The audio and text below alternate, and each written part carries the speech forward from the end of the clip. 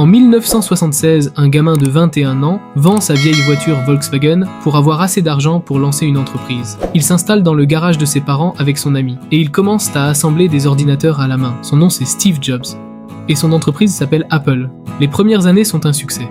Apple entre en bourse, Steve Jobs devient millionnaire à 25 ans. Tout va bien.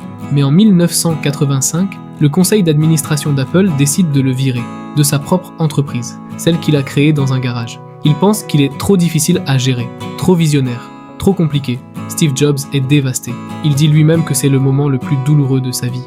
Mais au lieu de disparaître, il crée 2 nouvelles entreprises, Next et Pixar.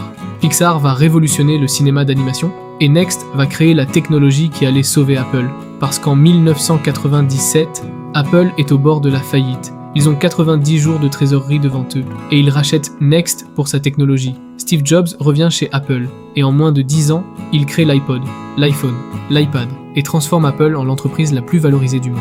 Viré de sa propre entreprise pour mieux revenir et la transformer en quelque chose de 100 fois plus grand.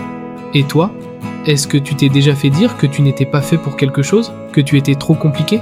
Trop ambitieux? Trop différent? Steve Jobs aussi, on lui a dit ça. Et tu connais la suite. Abonne-toi à Times to Capital. Et dis-moi en commentaire, tu aurais abandonné après avoir été viré de ta propre entreprise ?